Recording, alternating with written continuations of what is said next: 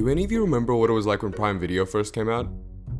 Not really? No? Okay, hold on. Let me paint you a picture. The year is 2016. Amazon saw what Netflix was doing and decided to try the whole streaming service thing. But if you were around for those first few years of Prime, you might remember them only having one good show surrounded by a bunch of reality TV. This led to the common public realization that Prime Video sucked, and the suits at Amazon had a board meeting that I imagine went something like this. Okay boys and girl, it's 2021 and our numbers are in the shit. We only have one show that's bringing in any profit. That needs to fucking change now. Any ideas? Sir, maybe you shouldn't swear so much in the workplace. Shut the fuck up, Melvin. I said ideas, not suggestions. Well, our only popular show is an adaptation of an unknown superhero comic. Maybe if we find another interesting comic to run with, we can bring in a similar audience. That's a terrible idea. But wait, I just had a brilliant idea. What if we make another superhero show? Thus, a new hit show put Prime Video on the map. And with season 3 coming out soon, I figured there was no better time to go back and see, episode by episode, why the show was so good. So without further ado, let's talk. Invincible. Invincible. Invincible. Invincible. Invincible!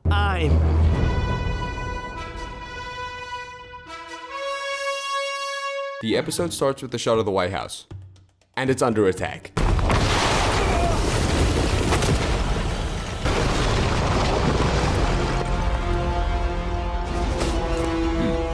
We were supposed to be inside. I should have never trusted the flawed calculations of a clone. Okay, wait. Full disclosure, I'm about to give you a lot of information that you need to remember to understand anything for the rest of the video. Starting with these two blue boys, the Molar twins. One of them is a clone of the other one, but neither of them knows who the clone is, purely so the original doesn't form a superiority complex or something along those lines. Oh, they're also here to assassinate the President of the United States. I order. You order what? Your eye is as replaceable as you are. I am the original! Sorry I'm late. Red Rush, get this guy out of here. Now this is our main superhero team, the Guardians of the Globe, aka the Justice League, and they are super important. So remember all of these names and faces: Aquarius, Martian Man, War Woman, the Immortal, Darkwing, Red Rush, and Green Ghost. Anyways, the Guardians save a bunch of people during their fight with the twins, but during the battle, Darkwing gets into a bit of a pickle.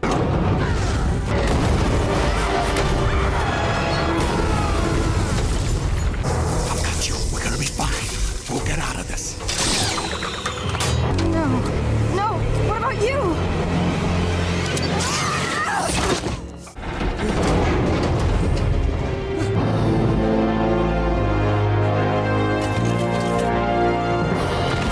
This here is Omni-Man, a sweet and kind-hearted character based on Superman, which means he's an alien from a planet called Viltrum, and he's basically the most powerful person on the planet. With the whole gang here, they pose for the camera and proceed to defeat the twins. 10 minutes into the first episode, a little reaching if you ask me, we're finally introduced to our main character, Mark Grayson, the son of the all-powerful Omni-Man. Looks like Dad's saving the White House. Alone? Guardians are there too. I doubt the president still lives there. I'm not too late. I'm gonna shower. Not so fast. Come here first. Don't make me get the spray bottle. One thing I hate about a lot of animated projects is when the voice actors don't match the faces of their characters. Like me. I mean, you know I'm not really a cartoon character, right? No, I'm genuinely asking, I don't know anymore. But with this show, the animations and actors line up so perfectly. This role was literally made for J.K. Simmons. That morning, we found out that Mark is supposed to get his very own superpower soon, and they are later than expected, which must be a real bummer. But Mark sucks it up and goes to school to get punched in the face.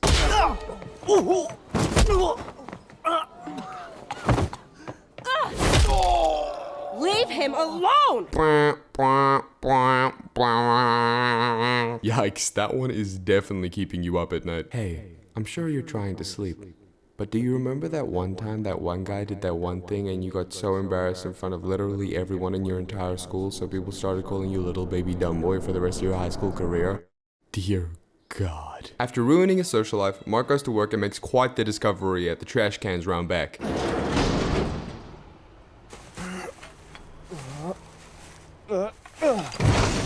Close one.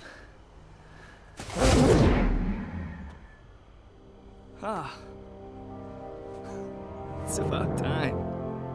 He tells his dad about his powers finally kicking in, and Omni-Man agrees to flying lessons the next morning. Before that can happen though, we need to have a quick flashback into Omni-Man's past. You may have noticed that I'm not like normal dads. Your mother and I think it's time you knew the truth. We think you're old enough for me to tell you where I really come from.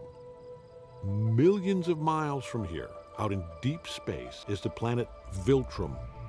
It's a cool blue oasis alone in a solar system much like our own. I was born on this planet. When our people come of age, we leave Viltrum and venture out into the galaxy, using our abilities to help lesser developed worlds. I volunteered to relocate to Earth and be its sole protector. I know this is a lot to take in at one time, but you're going to start to develop superpowers of your own. Super strength and speed, flight, the whole bit. I'm gonna be able to fly? That sure is right, kiddo. Did I do that? The next morning, it's time for superhero training. Mark and his dad go over some of the basics, and let's just say Mark gets pushed a little too far. Good, but try it a little more like this. Like what?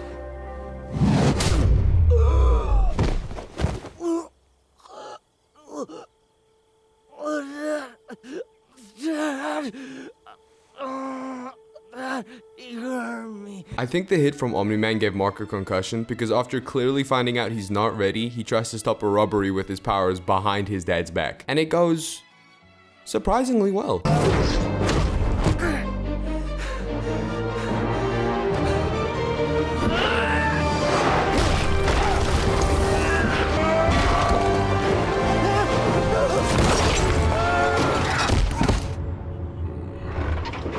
But then, all the fun ends when dear old dad catches Mark in the act and he tries to apologize for pushing him too far. Let me make this up to you. You're taking me shopping? I am. Were you seen? Who are you talking to? Sorry, I just need to ask. Whoa. Prom dresses by day, indestructible supersuits by night. I'm Art Rosenbaum, kid. Pleasure to finally meet you. Am I getting a costume? Do you make Dad's costumes? He's a quick one, this kid. You decided on the name yet? I haven't really thought about it. To help Mark remember the name of the show so he can get his suit, Omni-Man says his name an uncomfortable amount of times. You hear it? I do. Get ready. Were you nervous? A little. But you caught it. I did. Being a superhero is no different. This is the beginning of a long journey for you and me. Along the way, you're going to need to do things you don't want to do, or might not think you can do. But if you can push through that and do what needs to be done, you'll do just fine. Kids your age think they're invincible, and it holds them back. The thing is, you're different. You actually are invincible. And Mark gets his suit literally seconds later. Now that the show can finally start, we get an awesome fight scene between Mark and some other bad guy. That has copyrighted music, which is the real crime here. So, the following is an accurate recreation of the battle. Pew, pow, ka, ow, that hurt. Oh, I'm sorry, do you want to stop? No, it's fine, okay. Pew, bah, pew, bah, pew, owie.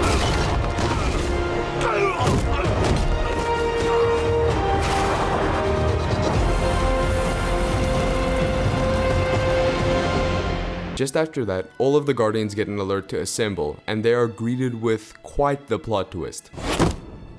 Why did you call us here? Me? So none of us signaled the alert. Oh God, what's going on?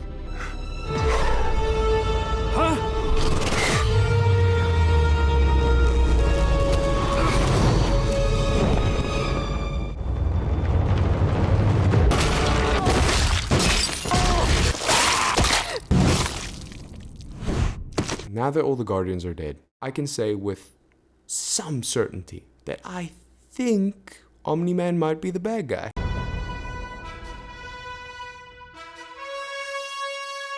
Now I realize that some of you might be annoyed because all the Guardians died in the first episode even though I told you to memorize their names. My apology video will be uploaded in the coming weeks. Getting back to the show, episode 2 starts right where we left off, in Guardians HQ.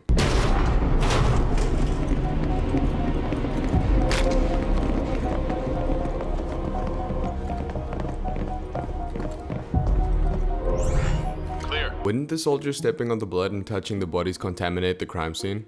That definitely did. I mean, you know they're dead, why move them now? Except for Omni-Man, he's barely alive and gets rushed off to the Pentagon's superhero hospital where Kaz and Oliver can patch him up.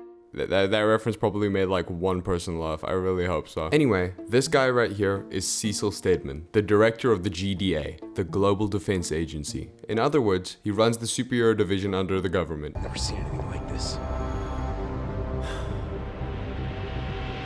The following morning, Debbie and Mark get called to the Pentagon to go check on Dad, and we get a better introduction to the GDA. As the Global Defense Agency, we have access to medical technology far beyond any normal hospital. That's one of our threat response teams. They're able to get anywhere. We're not in the mood for the tour, Donald. Sorry, Debbie. We work with superheroes like your father to keep the world safe. Who knows, maybe someday we'll even work with Invincible.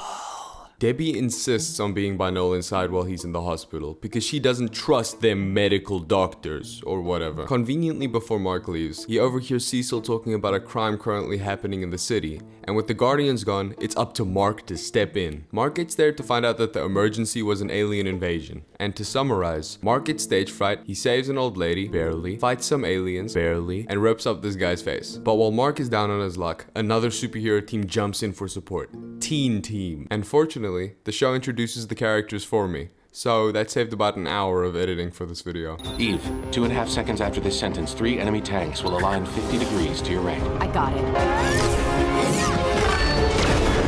Rex, civilians in danger to your left. Yeah, I got eyes too, robot. Duplicate.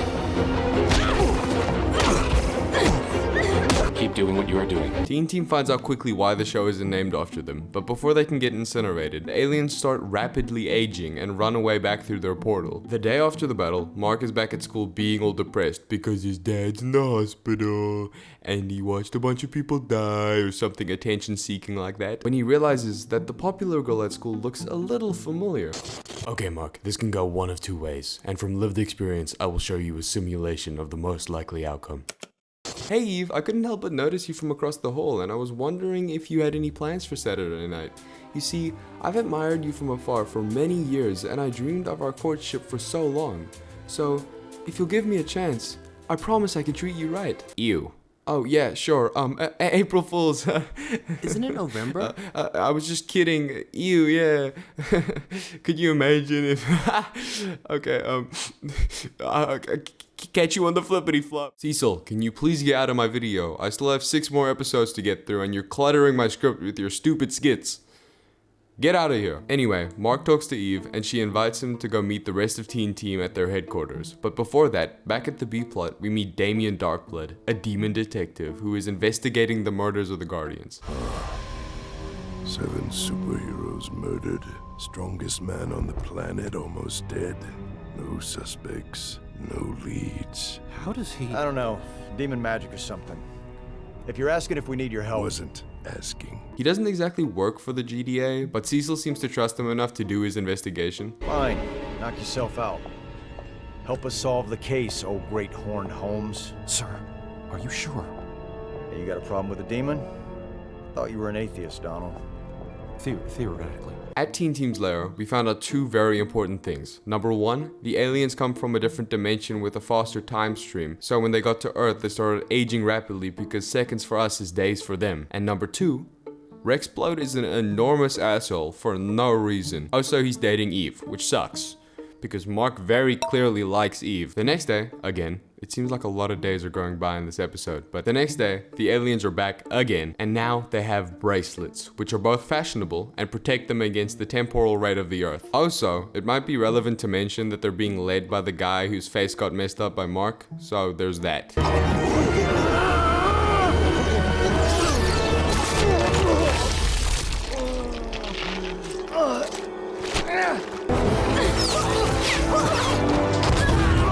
They seem to have spent their time wisely.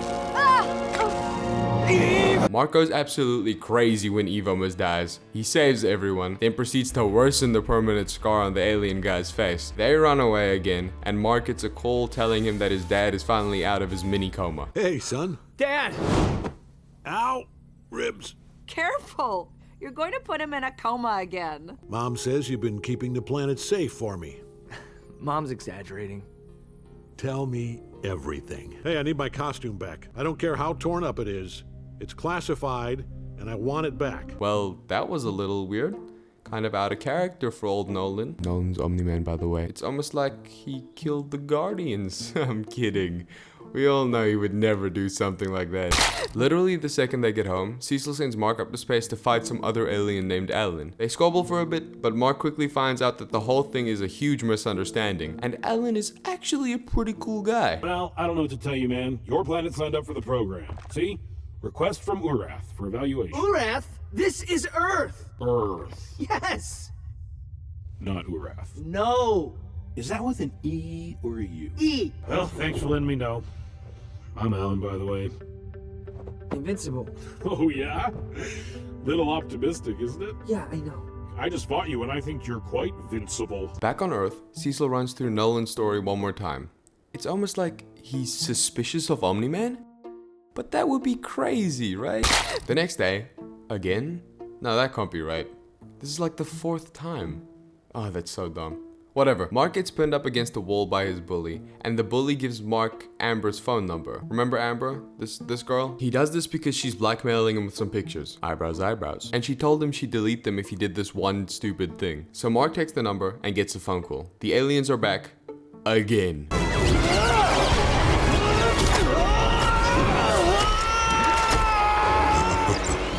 The Scarface alien finally gets his revenge on Mark and starts beating him to a pulp, but Omni-Man swoops in the nick of time and flies through the portal after the fleeing aliens. Dad!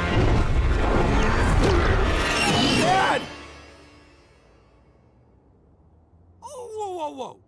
Omni-Man's your dad? We then see an awesome sequence watching Omni-Man tear apart the entire alien civilization, destroying the entire planet and leaving back to Earth in the coolest way possible. I really like this scene because knowing Omni-Man is the big bad of the show and seeing him really use his power makes him so much scarier. Back at the B-plot, Darkblood tells Cecil that his working theory is that Omni-Man killed the Guardians, and Cecil has a weird little panic attack telling him he needs to keep his theory to himself and he needs to stop looking into Omni-Man, or he'll banish Darkblood back to hell.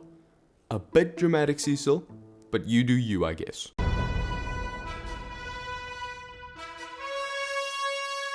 Episode 3 starts with the funeral for the Guardians. Now that the information about their deaths is public, obviously it's to be expected. So, they have the funeral, Omni-Man gives some sappy speech for the public, some people cry, and they have a second secret funeral because grave robbers. I was never a guardian of the globe. But it was the Guardians who welcomed me when I first arrived on this planet. They were my mentors, my comrades, my friends. At the end of the second funeral, everyone's favorite demon detective, Darkblood, asks Omni-Man a few questions. Ooh, if Cecil finds out, you're gonna be in trouble. Anyway, Omni-Man threatens Darkblood away, which seems to be a very common hit this poor guy is taking. I mean, we're on the 3rd episode and this guy is on like his 3rd death threat. To further the main plot, Cecil asks Robot something. Robot!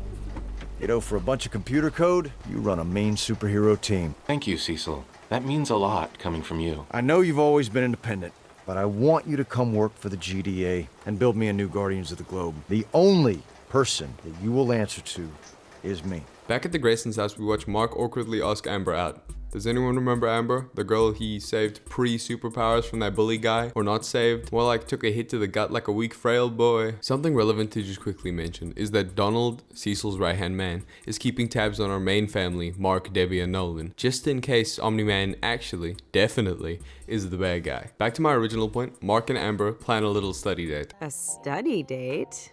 Well played. Safe and responsible, no pressure, but with potential for things to move to the next level.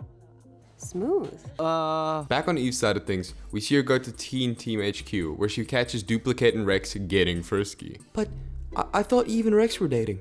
No, this can't be. Oh, it can, dear viewer, because Rex is a bit of an asshole, a bit of a player. Hold on! This doesn't mean shit!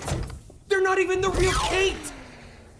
We're all the real Kate. So the Reeve power couple breaks up, and that means Mark has a chance.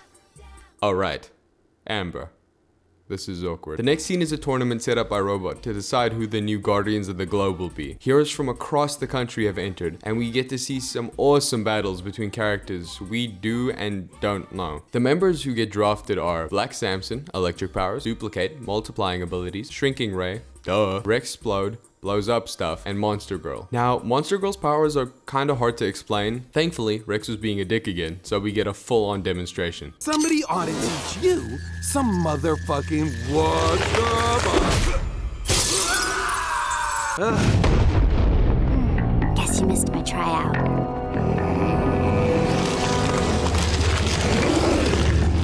Still think I'm adorable? No.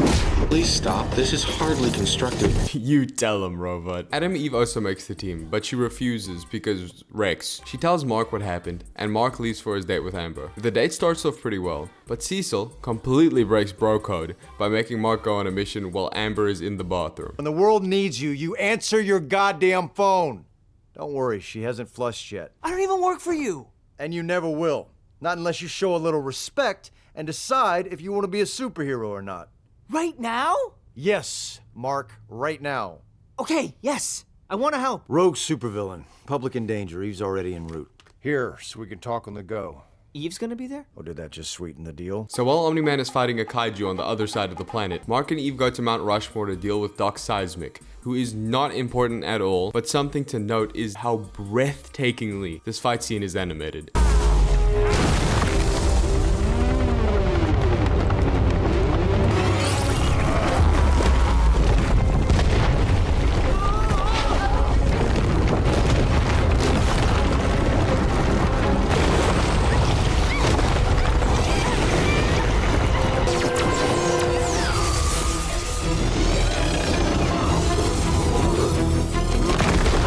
Obviously, you can guess what happens next. Doc Seismic falls into a pit of lava beneath the surface of the earth, and Mark rushes back to his date, completely ditching Eve, by the way. But no time for that. He needs to go relentlessly lie to his new girlfriend. I am so sorry. I've been sitting here for an hour. Why did you even agree to hang out if you weren't gonna hang out? I do want to hang out.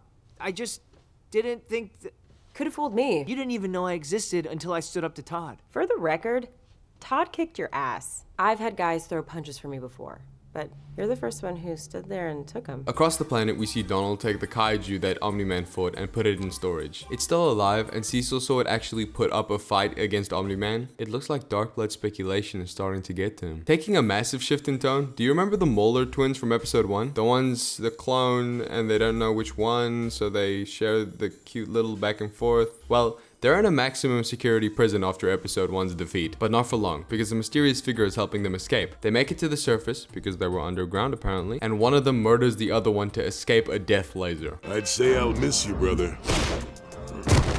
But I can always make another one.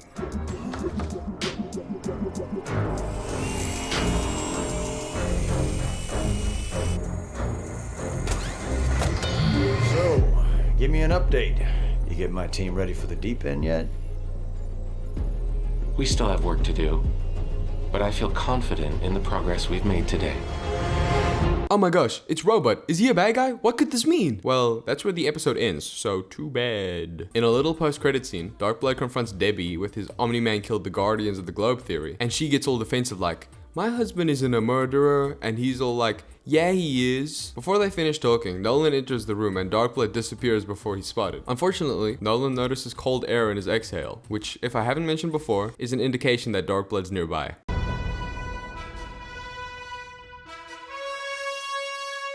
Now, episode 4 starts a little weird. We see some guy in the desert open a tomb and turn into some kind of pharaoh phantom before being shut in the aforementioned tomb. After whatever that was, we see Mark and Nolan doing some one-on-one father-son superhero training, and Nolan hits his son with some of that good parental knowledge. When your grandparents died, I was lost for a long time. Coming here felt like a chance to build something new. You mean, like with Mom? Yeah, your mom changed everything. She turned this place from a job to a home. I don't know if I could do that. Do what? Leave everything behind. Keeping the universe safe. Living up to our people's heritage. It takes sacrifice, Mark. That's what I'm trying to teach you. All right, one more round, huh? Last one home takes out the garbage for a month. Back home, Debbie is becoming more and more suspicious about her husband. We know this because she's searching up about Darkblood. She doesn't really get much done since Mark and Nolan get back before she can really uncover anything, but somehow Nolan finds time to snitch on Mark like the narc he is. So I spent all day teaching our son to break the sound barrier. Turns out the only motivation he needed was getting ready for a hot date. A date? Hold up. Tell me everything. It's not a date. Amber and I are just hanging out. Hanging out? Wow. Try not to sweep the girl off her feet too much. Guess where they're going? Out. Ooh, out. So Mark goes on his little date, which I'm not going to cover because, as we all know, Mark and Eve are perfect for each other and Amber should just get out of the way. Instead, I'm going to tell you about how Omni-Man hits the Darkblood's office and threatens to get him off the show, if you know what I'm saying. You were in my house. You frightened my wife. You murdered 7 people. If you threaten my family again with your conspiracy theory bullshit... You'll kill me. I won't have to. Can't hide truth. Wife already suspects. How long until son does too? Go fuck yourself, Darkblood. Okay, I know I'm jumping around a lot, but this episode has an insane amount of setup for things that aren't coming back until later in the season, so please bear with me. Over at some abandoned warehouse, the lost Muller twin is making a cloning machine so he can be half of a whole again, and supervising with his hidden camera, Robot is keeping an eye on the progress because he's the one who secretly let them out of the prison, if you remember. Okay, now a lot more small but important things happen before this episode gets going, so let's get into the lightning round. The new Guardians move into their official headquarters. Robot claims a blood sample from Rex. Mark gets tasked with a mission to secretly escort astronauts to humanity's first mission on Mars. Cecil wants to use Mark to fight Omni-Man in case Nolan decides to kill again. Cecil apparently now believes that Nolan killed the Guardians, and Mark gets onto the ship for Mars. That was a lot to say in one breath. And now, the episode can finally kick off. So Mark is sneakily watching over the astronauts until he falls asleep for a bit and everything goes wrong. What?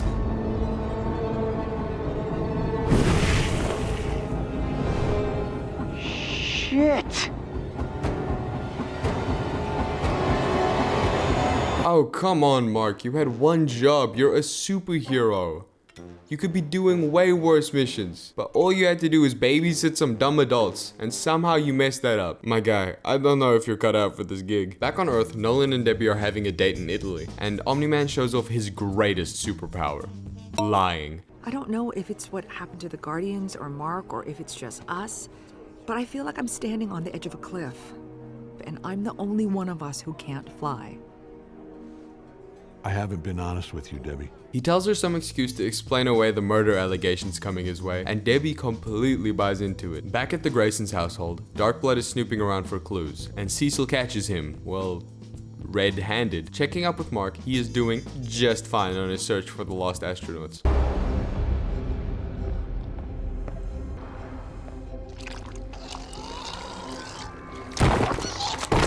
The hell? Do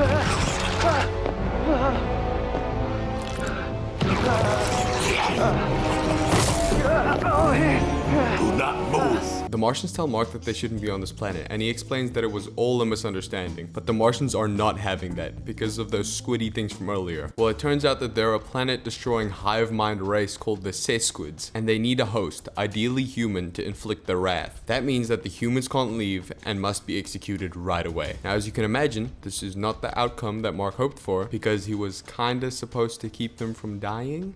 So he takes matters into his own hands. Go, go, go, go, go! Now I never want to go back. Never would be too soon.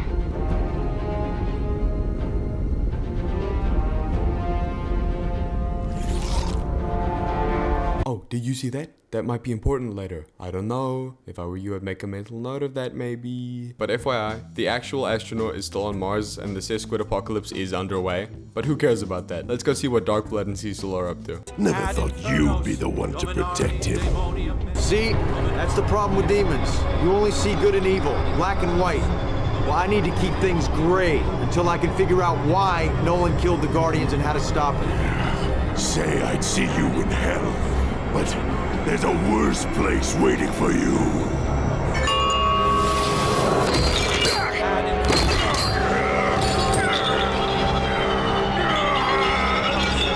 Oh, Well, there goes my favorite character. Hey, at least we still have Donald.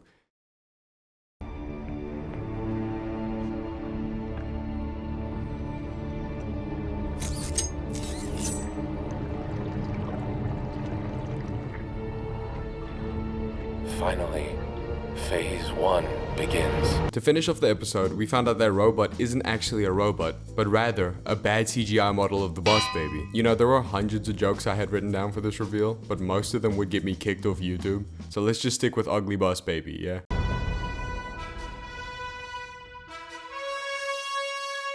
Do you guys remember Mark's first ever fight? All the way back in episode 1, he fought this guy. His name is Titan. Like me, you probably haven't thought about him or the fight since then, especially with everything else going on. Well, the show thinks we need a refresher, so here's what Titan's been up to. He burnt down a building, but he paid for the damages. He loan sharked some poor guy, but he gave him an extension to pay. He stole some dangerous tech, but he spared the guards' lives. And he visited his daughter. You know, I'm starting to see a pattern, but I just can't put my finger on it. Maybe if we listen to the conversation between Titan and his boss, Machine Head, we'll be able to make sense of it. That's the last of it. Paid in full. I'm done. Come on, like you're gonna go clean? Work the fry station at Burger Mart? That ship has sailed, amigo. This is your life now. This is what you do. What are you doing? You think you can just punch your way out of this? I know where your family lives, and that means you work for me until I say you're fucking done. Yeah, see? See? Impressive shit like that is exactly why I'm never letting you go! Okay, I get what they were going for with Machine Head's voice, but the auto-tune makes it so hard to take him seriously. You can't tell me not a single person on the sound design team didn't bring this up at least once. Hey man. Yeah, what's up? Listen to this. I know where your family lives. We're so getting fired. I know, right? Anyway, let's see what Mark's doing. He is the main character after all. Mark and his dad have been training hard over the last while, and all this superhero wing is starting to affect Mark's personal life. He's missing class, and he might fail school. But more importantly, Amber's mad. You were right. Your mom's a great cook. You should have told her that yourself. During dinner. 2 hours ago. I tried to text you. Am I important to you, Mark? Yeah, of course. Well, it really doesn't feel like it. Half the time we make plans, you're late. Or you cancel, or you just don't show, and your excuses suck. Back home, Debbie finds Darkblood's notebook, which can only go well. But we can get back to that. Right now, our A and B plots are combining to make room for more plot lines. While Mark is flying over the city, he spots his name being painted on a roof, and he goes down to check it out. You're that guy I stopped from robbing a bank a few months ago. My name's Titan. Oh, you're out for revenge. Fine. Let's do this. I didn't call you here to fight. Because I'd win? You got lucky. Sure I did. I called you here because I need your help. Why would I help you? You're a criminal. Mark agrees to hear what Titan has to say and goes home to sleep on it. At Guardians HQ, they're celebrating their win against the Lizard League before Black Samson puts them in their place by pointing out all their mistakes in the fight and highlighting that they need to be working as a team and not separate heroes. You and Monster Girl, both so caught up in your own little prize fights that you let this entire bus of civilians crash.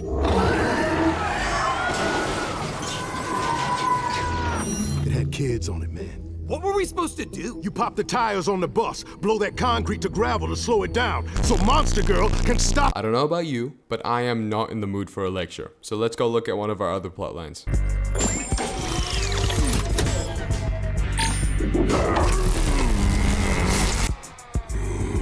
Welcome to the world of the living, clone. Don't start. I'm the original. Now that the Molar twins are, well, twins again, Robot can get them to grow a clone from the blood sample he nabbed off Rex last episode. I need your expertise in tissue growth and DNA replication. I'll make it worth your while. Oh, hey Debbie, I completely forgot about you. What have you been up to? Oh, you're tricking your husband so you can get 20 minutes to search the house and find his bloody suit from his fight with the Guardians because it might be the only proof tying him to the murders that he almost most definitely did? Okay, you go, girl. She searches the house and finds the suit, but before she can take a closer look, Nolan gets home, and we cut to the A plot. Machine Head. Oh, hello, Invincible. Titan. Boss. You're right. You're so strong and tough. And you You fly all over the goddamn place. It's amazing. You know a lot about me. I also knew exactly when you and this giant pile of shit would walk in here and ruin my doors. This little upgrade shows me all kinds of possibilities, which is how I know it's not worth explaining to you two morons what quantum probabilities are. For any of you who are genuinely curious, quantum probabilities basically mean that Machine Head can look at every possible outcome to every possible situation before they happen and therefore plan ahead everything and anything at the same time, which he demonstrates when an entire team of supervillains come out of nowhere and starts beating them up. But no need to worry, because the Guardians of the Globe are there to help.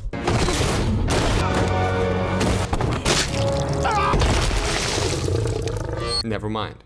So Mark, Monster Girl, and Black Samson are all in the hospital, and the GDA takes Machine Head into custody. But after the GDA clears the building, we get hit with a crazy plot twist. Okay, so basically, Titan was the bad guy. He took over Machine Head's place. That's what happened. The reason you can't hear audio and I'm talking is because this part is copyrighted, so I did a voiceover and I'm singing to the song. But also I'm kind of scared this might also get copyrighted, but we'll find out. So basically he's the bad guy, but he's like providing for his family, so you don't really feel that bad. So it's like kind of like, yeah, anyway, end of the episode.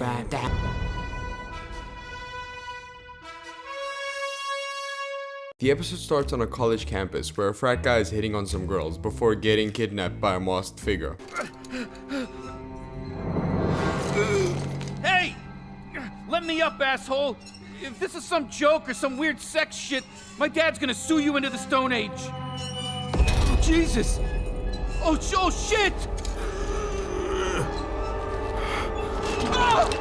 Now while I try to burn that out of my memory, let's see how our patients are doing at the hospital. Because Mark is half Viltrumite, he pulls through just fine, but Monster Girl is in really bad condition and Black Samson flatlines entirely. Oh wait, never mind, he's getting his powers back, so he should probably pull through. Monster Girl is really struggling though, and Robot is doing everything in his power to make sure she's okay. Even Black Samson is noticing all the extra attention she's getting. You're a machine. How does a machine have emotions? I'm programmed to care for all humans. I beg to differ. You didn't get your ass whooped in the Arctic for me.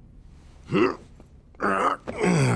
know, I don't know how I feel about the whole Monster Girl / robot dynamic. I mean, even if they do end up together, just imagine how awkward it would be to explain their relationship. So, how did you two meet? Do you really have to ask? Isn't it obvious? No, it's actually really disturbing. You're literally Siri and a middle school kid. Could you please get out of my house? On the other side of things, now that Mark is out of the hospital, he needs to go and repair his relationship with Amber because he really sucks at this whole secret identity thing. So to help mend his relationship, he invites Amber along on a trip he's taking with William to that college from the opening scene. I don't think I've really talked about William yet, so here's a brief rundown that does his character no justice whatsoever. William's Mark's best friend and he doesn't know that Mark's a superhero. The reason they're taking the trip to the college is that William's boyfriend Rick goes there, so they're going to visit and William is thinking about applying. I'm skipping college anyway. Why?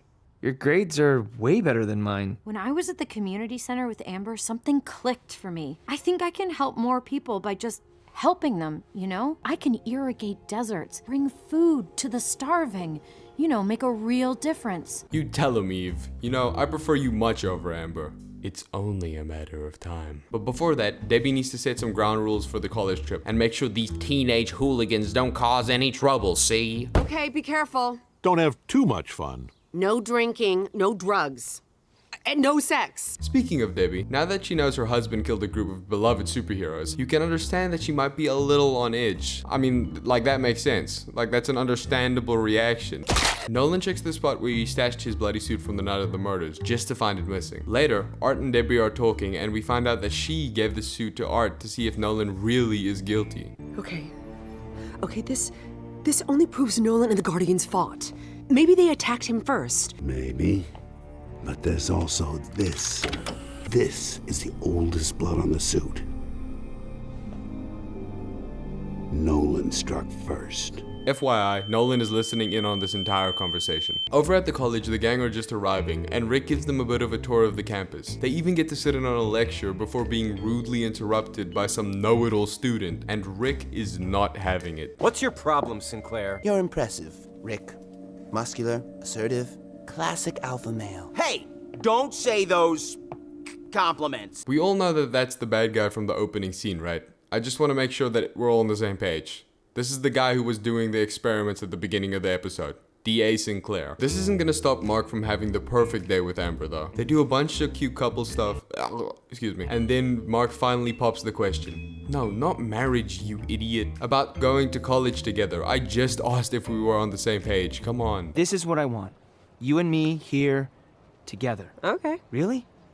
Sure, why not? Hey, lovebirds. Did you have a good time?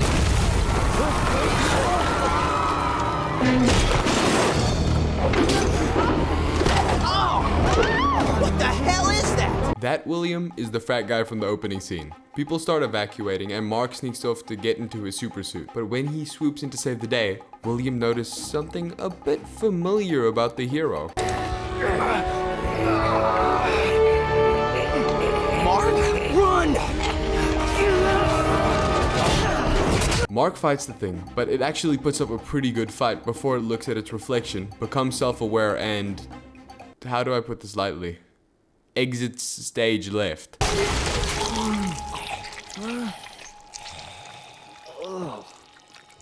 What the hell? Now from Amber's point of view, Mark ran off when there was danger and left her to fend for herself. Obviously, that's not what happened, but either way, she's pissed. You said you wanted to start over. You said that. You promised. Even Eve vouched for you, and then you do this? Eve was wrong about you. So was I. Wait! Amber gets invited to some frat guy's party that she ends up going to, but before Mark can go after her, William bursts into the room saying Rick's gone missing. Mark tells William to go look for Rick, and if he's really gone, he'll come help. Until then, Mark has to focus on his terrible relationship with Amber. Checking in with the Mulder twins though, Robot goes to visit to check in on the progress with the Rex clone they've been cooking up. You will receive the schematics when you finish your work, and not a moment sooner. Yeah, whatever. Fine. We'll call you. Trust him? Then we need some insurance. Grab a shovel. You know, there should never be a sentence containing the words insurance and shovel. Everything about that screams trouble. But enough with the twins. Monster Girl is waking up and Robot is by her side. Let's see if this will blossom in the way Robot's been hoping for. I'm gonna be honest, I feel like that could have gone better. Anyway, Debbie is pouring back wine, and when Nolan gets home, she confronts him, before yelling and going to bed. Nolan punches a hole in the wall and sits down to really think about what his next move is. Back at the college, William is looking for Rick, and he finds a trail of his belongings leading to the sewer. At the party, Mark sees Amber, but before he can talk to her, William calls. Not now, William.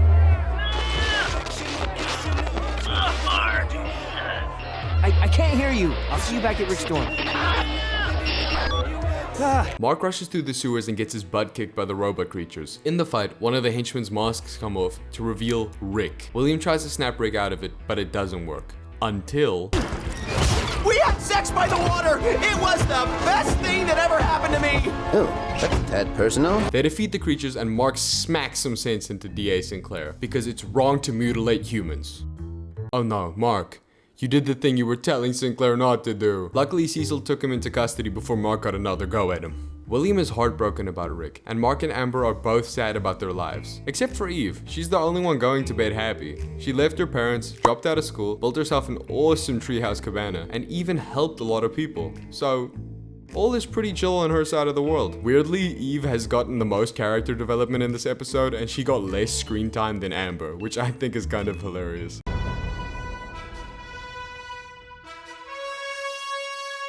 Full disclosure, a lot happens in episode 7 and 8, so much of this is going to be told out of order to make it as digestible as possible and to keep us from jumping between too many plot lines, okay? The episode starts with Debbie confronting Nolan, and we watch this man lie through his teeth. You need to trust me.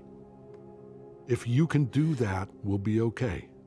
Mark too. You killed them. I had no choice. I don't believe that. You said you wanted to tell me months ago, but you're still not telling me now. Get out of my house. You don't mean that. Get out of my house! We'll talk later.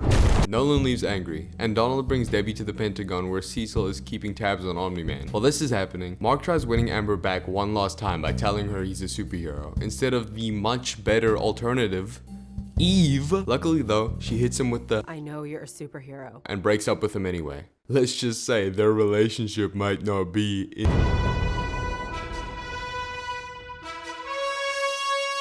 At Guardians HQ, Monster Girl makes her return from the hospital, where they greet her with a warm welcome, but they're interrupted by probably one of the cleanest segues between scenes I have ever seen. You saved my life.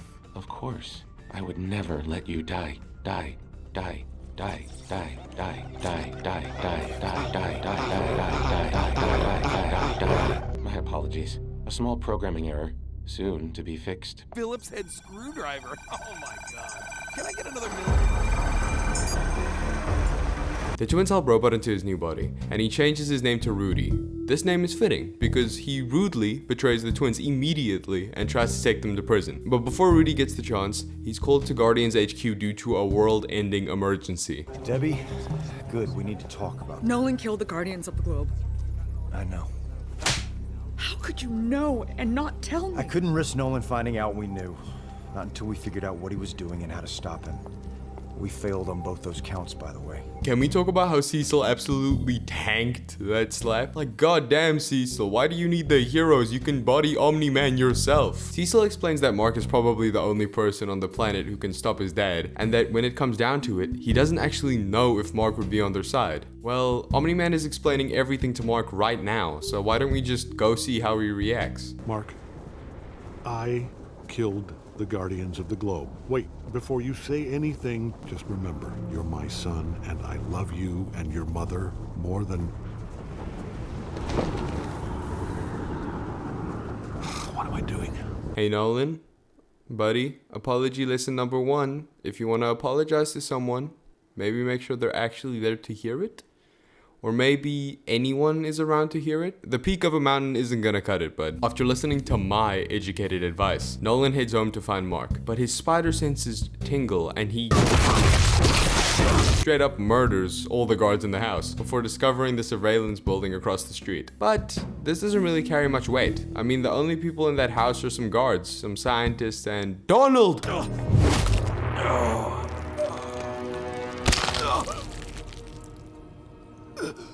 It's been an honor, sir. Who are you talking to?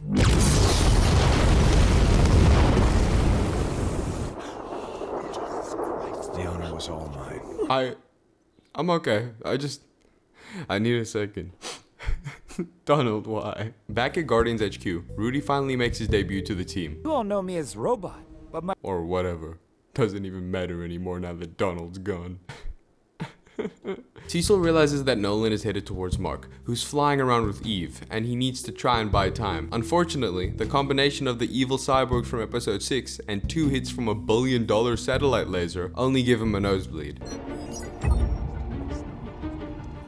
$400 billion for the world's most expensive nosebleed. Let's get back to Omni-Man in a second. Like, literally, I just need to slip in one piece of information before we get back to it. The Molar twins revive the Immortal, but the mind control device that they built doesn't work because Rudy gave them faulty schematics, and the Immortal goes full speed towards Omni-Man for revenge.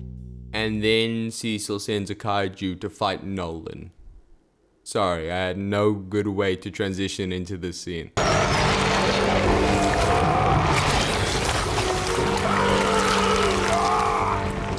Mark sees his dad in danger and immediately rushes in to help. Remember, Mark has no idea that his dad's the bad guy. While they're fighting, Immortal comes out of nowhere to mess up Omni-Man.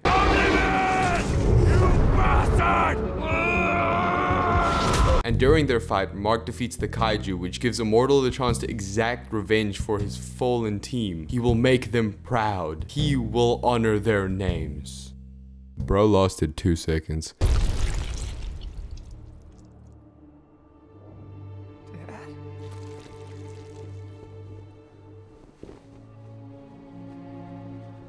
Mark.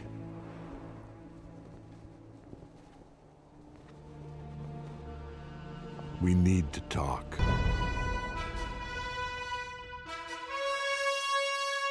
Son, okay, I know this looks bad, but Who am I kidding? There's no saving this. I'm the bad guy and I'm here to conquer Earth. Wait, what? So Omni-Man finally comes clean and explains why he's really doing all of this. The story goes that the Viltrumites weren't actually as heroic as he told Mark, but rather a brutal galaxy-overtaking colony. Many years ago, they went full-on purge on their own species to cull the herd, leaving only half the population, who were also the strongest of the bunch, survival of the fittest and all that. After purifying their species, they went out to the cosmos to pull more planets under their authority. When this method proved to be too slow, they sent out individual officers, like Nolan, to weaken planets and prepare them for the Empire. No, this doesn't make any sense.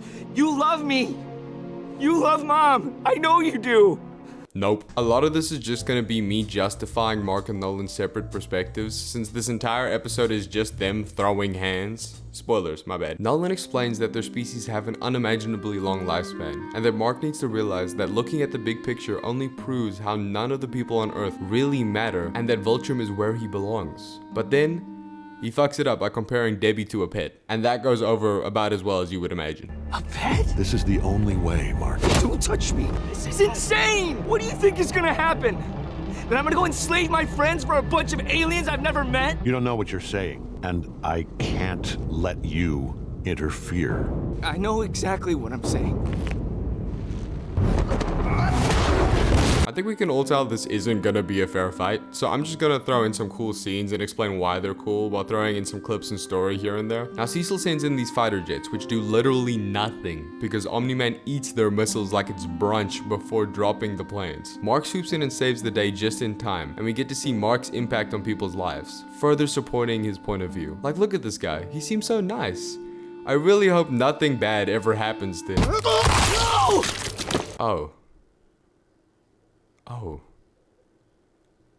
Oh. Anyway, Nolan punches Mark so hard that he lands in Chicago, destroying about 3 blocks of the city just from landing. He tries to save some people, but the carnage is just too much. And before he can really do anything, Nolan is back, hitting him with a mean side eye. For the first time in your life, I'm telling you the truth.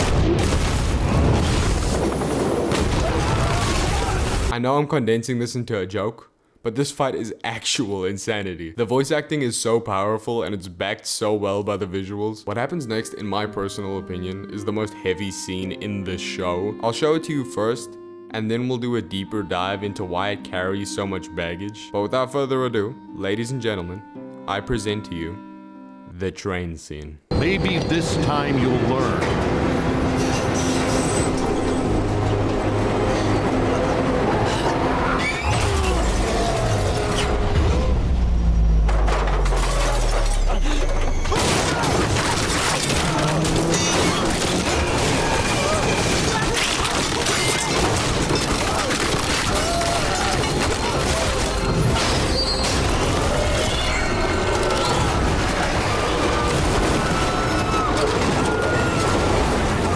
Now a couple of different things are happening here. Hundreds of people are exploding, this video is getting demonetized, and Nolan is teaching Mark a lesson. In the train scene, Nolan forces Mark to see how destructive he can be, how fragile people actually are, and how incomparable Mark is to them, whether he likes it or not. Which is why Nolan's ideals seemingly lie with Viltrum, because Nolan understands that there's no comparing him with the human race. He is simply better than them. Obviously, Mark doesn't get the memo, so Nolan plays catch with his son, then throws him into a mountain and really shows off what he can do.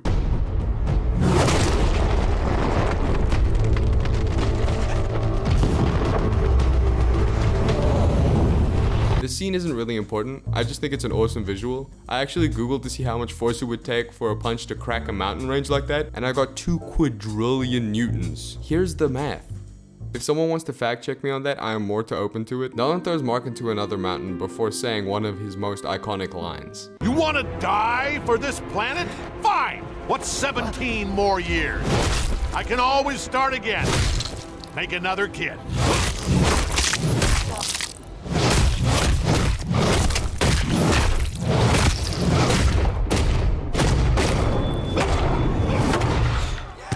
Nolan proceeds to have a flashback to Mark's childhood. He's at a Little League game, and Debbie's explaining to him why moments with Mark like this, although simple and seemingly stupid, are so valuable because of how temporary they are.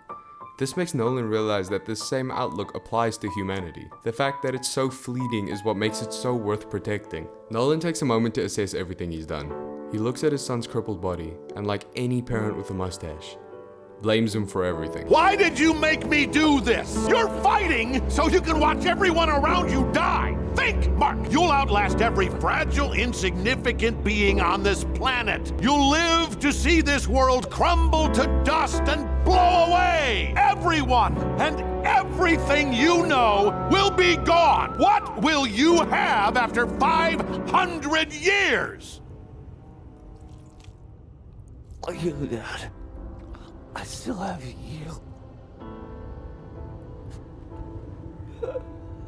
He realizes he was wrong and leaves.